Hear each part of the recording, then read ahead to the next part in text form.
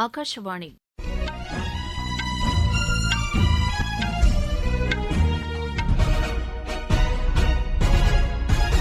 செய்திகள் வாசிப்பவர் வடிவழகி கபிலன். தலைப்புச் செய்திகள்: மக்கள் மருந்தகங்கள் மூலம் குறைந்த விலையில் தரமான மருந்துகள் விற்பனை செய்யப்படுவதாக பிரதமர் திரு நரேந்திர மோடி கூறியுள்ளார். உலகளாவிய சவால்களை எதிர்கொள்வதில் ஒருங்கிணைந்து செயல்படுவதென இந்தியாவும் ஜப்பானும் முடிவு செய்துள்ளன. மக்களவைத் தேர்தலில் பிஜேபி தலைமையிலான கூட்டணி 400க்கும் மேற்பட்ட இடங்களில் வெற்றி பெறும் என்று மத்திய அமைச்சர் திரு அனுராக் தாக்கூர் நம்பிக்கை தெரிவித்துள்ளார். திரிபுரா அமைச்சரவை விரிவாக்கம் செய்யப்பட்டுள்ளது. திப்ரா மோத்தா கட்சியைச் சேர்ந்த 2 சட்டப்பேரவை உறுப்பினர்கள் அமைச்சர்களாக பொறுப்பேற்றுக் கொண்டனர். இந்தியாவுக்கு எதிரான 5வது மற்றும் இறுதி டெஸ்ட் கிரிக்கெட் போட்டியில் டாஸ் வென்ற இங்கிலாந்து முதலில் பேட் செய்து வருகிறது. இனி விரிவான செய்திகள். மக்கள் மருந்தகங்கள் மூலம் குறைந்த விலையில் தரமான மருந்துகள் விற்பனை செய்யப்படுவதாக பிரதமர் திரு நரேந்திர மோடி கூறியுள்ளார். மக்கள் மருந்தக தினத்தை முன்னிட்டு விடுத்துள்ள செய்தியில் அவர் இதனை தெரிவித்துள்ளார். இந்த மருந்தகங்களில் 50 முதல் 90% அளவிற்கு குறைவான விலையில் மருந்துகள் விற்பனை செய்யப்படுவதாக அவர் கூறினார்.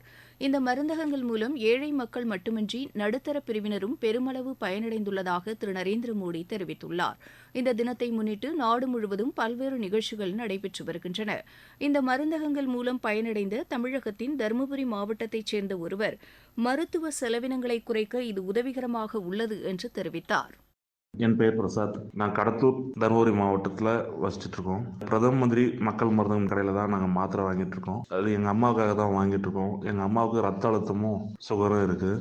கடந்த 5 வருஷமா இந்த பிரதம மந்திரி ஸ்கீமில் வந்த கடையில் தான் நாங்கள் வாங்கிட்டு இருக்கோம். மருத்துவர்கிட்ட கலந்து ஆலோசனை பண்ண பிறகு தான் அந்த மருந்து எடுக்கிறதுக்கு ஆரம்பித்தோம். அதுக்கு பின்னாடி பார்த்தீங்கன்னா எங்கள் அம்மாவுடைய சுகரும் பிபியும் நல்ல கண்ட்ரோலாக இருக்குது. எந்த ஒரு பிரச்சனையும் கிடையாது. உடம்பும் நார்மலாக வச்சு இருக்கிறதுக்கு இந்த மருந்துகள் நல்லா இருக்குது. ஒரு பிராண்டட் மெடிசன் வாங்கும் போது என்ன பலன் கிடைச்சதோ எனக்கு அந்த பலன் இதில் கிடைக்குது. இதுக்கு முன்னாடிலாம் பார்த்தீங்கன்னா ஒரு மாதத்துக்கு நான் ஒரு 2000 ரூபாய் வரைக்கும் வாங்கிட்டு இருந்த மாத்திரைகளுக்கான செலவு. ஆனால் இப்போ இது எனக்கு ஒரு 500 ரூபாயில எங்கள் அம்மாவுக்கான மாத்திரை செலவு முடிஞ்சிருது. இந்த திட்டத்தை கொண்டு வந்த பிரதமருக்கும் மற்றும் இந்திய அரசுக்கும் எனது நன்றியை தெரிவித்துக் கொள்கிறேன். உலகளாவிய சவால்களை எதிர்கொள்ளும் நோக்கத்துடன் இந்தியாவும் ஜப்பானும் ஒருங்கிணைந்து செயல்படுவதாக வெளியுறவுத்துறை அமைச்சர் திரு ஜெய்சங்கர் கூறியுள்ளார். தென்கொரிய பயணத்தை முடித்துக் கொண்டு ஜப்பான் சென்ற திரு ஜெய்சங்கர் டோக்கியோவில் நடைபெற்ற வட்டமேஜை மாநாட்டில் உரையாற்றினார். வளரும் நாடுகளின் குரலாக இந்தியா தமது கடமையை ஆற்றி வருவதாக அவர் குறிப்பிட்டார். கடல்சார் பாதுகாப்பில் இந்தியாவும் ஜப்பானும் ஒருங்கிணைந்து செயல்படும் என்றும் திரு ஜெய்சங்கர் கூறினார். மக்களவைத் தேர்தலில் பிஜேபி தலைமையிலான தேசிய ஜனநாயக கூட்டணி 400க்கும் மேற்பட்ட இடங்களில் வெற்றி பெறுவதை உறுதி செய்ய வேண்டிய பொறுப்பு கட்சித் தொண்டர்களுக்கு உள்ளதாக தகவல் ஒலிபரப்புத்துறை அமைச்சர் திரு அனுராக் தாக்கூர் கூறியுள்ளார். வாரணாசியில் இன்று செய்தியாளர்களிடம் பேசிய அவர், இந்த தேர்தலில் பிஜேபி தலைமையிலான கூட்டணி வெற்றி பெற்று பிரதமராக திரு நரேந்திர மோடி 3வது முறையாக பொறுப்பேற்பார் என்று நம்பிக்கை தெரிவித்தார். உத்தரப்பிரதேசத்தில் உள்ள 80 தொகுதிகளிலும் பிஜேபி வெற்றி பெறும் என்ற நம்பிக்கை தமக்கு உள்ளதாக அவர் குறிப்பிட்டார். மத்திய அரசின் சாதனைகளை எடுத்துரைத்து இந்த தேர்தலை பிஜேபி எதிர்கொள்ளும் என்றும் திரு அனுராக் தாக்கூர் கூறினார். உற்பத்தித் துறையின் வளர்ச்சிக்கு கூடுதல் முக்கியத்துவம் வழங்கப்படும் என்று மத்திய அமைச்சர் திரு அஸ்வினி வைஷ்ணவ் கூறியுள்ளார். இன்று புதுதில்லியில் நிகழ்ச்சி ஒன்றில் பேசிய அவர், அடுத்த 5 ஆண்டுகளுக்கு இந்த துறையின் வளர்ச்சியில் தனி கவனம் செலுத்தப்படும் என்று தெரிவித்தார். கூடுதல் வேலைவாய்ப்புகளை உருவாக்குவதில் இந்த துறை முக்கிய பங்கு வகிப்பதாகவும் அவர் கூறினார். இலவச சமையல் எரிவாயு இணைப்பு திட்டத்தின் மூலம் 11 கோடிக்கும் கூடுதலான கணக்குகள் தொடங்கப்பட்டுள்ளதாகவும் அமைச்சர் தெரிவித்தார். காங்கிரஸ் கட்சியின் மத்திய தேர்தல் குழு கூட்டம் இன்று புதுதில்லியில் நடைபெறுகிறது. அக்கட்சித் தலைவர் திரு மல்லிகார்ஜுன கார்கே தலைமையில் நடைபெறவுள்ள இந்த கூட்டத்தில் மக்களவைத் தேர்தலுக்கான வேட்பாளர்கள் இறுதி செய்யப்படுவார்கள் என்று எதிர்பார்க்கப்படுகிறது. பசுமை எரிசக்தி பயன்பாட்டிற்கு தொடர்ந்து ஊக்கம் அளிக்கப்பட்டு வருவதாக மத்திய அரசு கூறியுள்ளது. பெட்ரோலுடன் 12% எத்தனால் தற்போது கலக்கப்பட்டு வருவதாக எரிசக்தி துறையின் செய்திக்குறிப்பு தெரிவிக்கிறது. இதில் 20% அளவிற்கான இலக்கு விரைவில் எட்டப்படும் என்று அதில் குறிப்பிடப்பட்டுள்ளது. இந்த நடவடிக்கை விவசாயிகளின் வருமானத்தை அதிகரிக்க உதவிடும் என்றும் அந்த செய்திக்குறிப்பில் தெரிவிக்கப்பட்டுள்ளது. மேகாலயாவில் விவசாயிகளுக்கு வருவாய் ஈட்டக்கூடிய பயிர் சாகுபடி தொழில்நுட்பம் குறித்த பயிற்சி வழங்கப்படுவதாக அம்மாநில முதலமைச்சர் திரு கான்ராட் சங்மா கூறியுள்ளார். ஷில்லாங்கில் காளான் உற்பத்தி மற்றும் பயிற்சிக்கான மையத்தை திறந்து வைத்து அவர் பேசினார். விவசாயிகள் வருமானத்தை அதிகரிக்கும் நோக்கில் இதுபோன்ற பயிற்சிகள் வழங்கப்படுவதாக அவர் கூறினார். விவசாயிகள் நலனுக்காக மேகாலயா அரசு செயல்படுத்தி வரும் திட்டங்களையும் முதலமைச்சர் பட்டியலிட்டார். தில்லி அமைச்சரவையின் அவசர கூட்டத்திற்கு முதலமைச்சர் திரு அரவிந்த் கெஜ்ரிவால் அழைப்பு விடுத்துள்ளார். இன்று மாலை 4 மணிக்கு இந்த கூட்டம் நடைபெறும் என்று தெரிவிக்கப்பட்டுள்ளது. மின்சாரத்திற்கான மானியம் குறித்து இதில் விவாதிக்கப்பட்டு முடிவு மேற்கொள்ளப்படும் என்று எமது செய்தியாளர் தெரிவிக்கிறார். நீங்கள் கேட்டுக்கொண்டிருப்பது ஆகாஷவாணியின் செய்தி அறிக்கை. மக்களவைத் தேர்தல் 2024 சென்னை அகில இந்திய வானொலியின் மாநில செய்திப் பிரிவு வழங்கும் மக்களவைத் தொகுதிகள் குறித்த கண்ணோட்டம். மக்களவைத் தொகுதிகள் குறித்த விவரங்களை முழுமையாக வழங்கும் இந்த நிகழ்ச்சி இரவு மணி 8:05 முதல் 8:20 வரை நாள்தோறும் இதே அலைவரிசையில் ஒலிபரப்பாகிறது.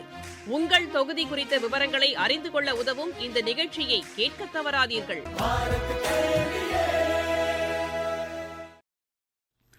திரிபுராவில் பிஜேபி தலைமையிலான கூட்டணியில் திப்ரா மோர்த்தா கட்சி இணைந்தது. இதனையடுத்து அக்கட்சியைச் சேர்ந்த சட்டப்பேரவை உறுப்பினர்கள் திரு அனிமேஷ் தெபர்மா மற்றும் திரு பிரிஷா கெட்டு தெபர்மா அமைச்சர்களாக பொறுப்பேற்றுக் கொண்டனர். ஆளுநர் திரு இந்திரசேனா ரெட்டி நல்லு அவர்களுக்கு பதவிப் பிரமாணம் செய்து வைத்தார். முதலமைச்சர் டாக்டர் மாணிக் சாஹா மற்றும் உயர் அதிகாரிகள் இந்த நிகழ்ச்சியில் பங்கேற்றனர். தெலங்கானாவில் வேளாண் தொழில்நுட்பம் தொடர்பான தகவல்களை விஞ்ஞானிகளிடமிருந்து விவசாயிகள் நேரடியாக பெறும் திட்டம் அவர்களுக்கு உதவிகரமாக இருக்கும் என்று அம்மாநில முதலமைச்சர் திரு ரேவந்த் ரெட்டி கூறியுள்ளார். ஹைதராபாத்தில் இந்த திட்டத்தை தொடங்கி வைத்து பேசுகையில் அவர் இவ்வாறு தெரிவித்தார். இந்த திட்டம் 97 கோடி ரூபாய் செலவில் படிப்படியாக செயல்படுத்தப்பட உள்ளதாகவும் அவர் கூறினார். இந்த திட்டத்தின் கீழ் 110 விவசாயிகள் நல மையங்களையும் காணொலி வாயிலாக திரு ரேவந்த் ரெட்டி திறந்து வைத்தார். சிறுதானியங்களின் உற்பத்தி அதிகரிக்கப்பட வேண்டியதன் அவசியத்தை இந்திய வேளாண் ஆராய்ச்சிக் குழுமம் வலியுறுத்தியுள்ளது.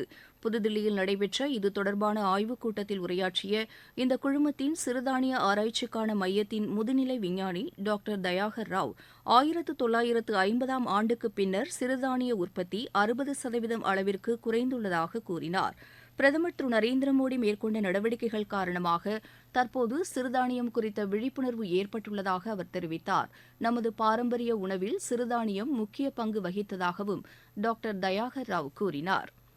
சர்வதேச மகளிர் தினம் நாளை கொண்டாடப்படுவதையொட்டி ஜம்மு காஷ்மீரில் மகளிர் பாதுகாப்பிற்கென பிங்க் பேட்ரோல் பிரிவின் சேவையை ஜம்மு மண்டலத்திற்கான கூடுதல் காவல்துறை தலைவர் திரு ஆனந்த் ஜெயந்த் தொடங்கி வைத்தார். ஜம்மு நகரில் மக்கள் அதிகமாக கூடும் இடங்களில் இந்த பிரிவு பாதுகாப்பு பணியை மேற்கொள்ளும். மகளிருக்கு எதிரான குற்றங்களை உடனுக்குடன் களையும் வகையில் இந்த கண்காணிப்பு பிரிவு செயல்படும் என்று எமது செய்தியாளர் தெரிவிக்கிறார். மகளிர் உதவிக்கென 24 மணி நேரமும் செயல்படும் கட்டுப்பாட்டு அறையும் தொடங்கப்பட்டுள்ளதாக அவர் மேலும் கூறுகிறார். மகளிர் தொழில் முனைவோரின் எண்ணிக்கையை அதிகரிக்கும் நோக்கில் மத்திய அரசு பல்வேறு நடவடிக்கைகளை மேற்கொண்டு வருகிறது. இதற்காக வங்கிகள் மூலம் பயிற்சிகளும் வழங்கப்பட்டு வருகிறது. தமிழகத்தின் காஞ்சிபுரத்தில் உள்ள இந்தியன் வங்கி சார்பில் பெண்களுக்கு சுயதொழில் பயிற்சி வழங்கப்படுகிறது. இது பெரிதும் பயனளிப்பதாக இந்த பயிற்சியில் பங்கேற்ற ஒருவர் தெரிவித்தார். என் பேர் நதியா.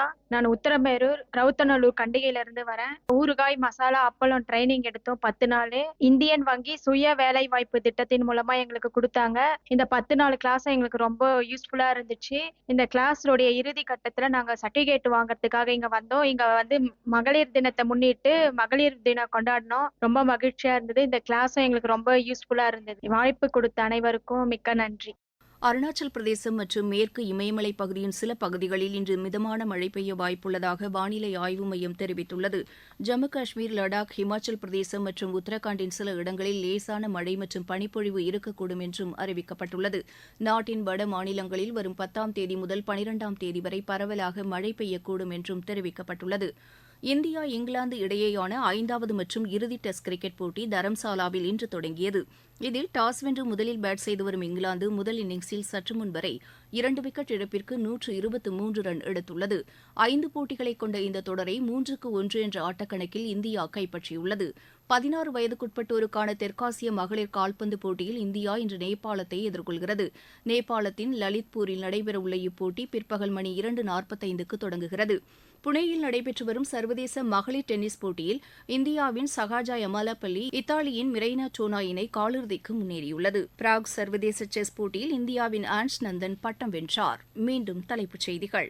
மக்கள் மருந்தகங்கள் மூலம் குறைந்த விலையில் தரமான மருந்துகள் விற்பனை செய்யப்படுவதாக பிரதமர் திரு நரேந்திர மோடி கூறியுள்ளார். உலகளாவிய சவால்களை எதிர்கொள்வதில் ஒருங்கிணைந்து செயல்படுவதென இந்தியாவும் ஜப்பானும் முடிவு செய்துள்ளன. மக்களவைத் தேர்தலில் பிஜேபி தலைமையிலான கூட்டணி 400க்கும் மேற்பட்ட இடங்களில் வெற்றி பெறும் என்று மத்திய அமைச்சர் திரு அனுராக் தாக்கூர் நம்பிக்கை தெரிவித்துள்ளார். திரிபுரா அமைச்சரவை விரிவாக்கம் செய்யப்பட்டுள்ளது. திப்ரா மூத்தா கட்சியைச் சேர்ந்த 2 சட்டப்பேரவை உறுப்பினர்கள் அமைச்சர்களாக பொறுப்பேற்றுக் கொண்டனர். இந்தியாவுக்கு எதிரான 5வது மற்றும் இறுதி டெஸ்ட் கிரிக்கெட் போட்டியில் டாஸ் வென்ற இங்கிலாந்து முதலில் பேட் செய்து வருகிறது. இத்துடன் இந்த செய்தி அறிக்கை நிறைவு பெற்றது.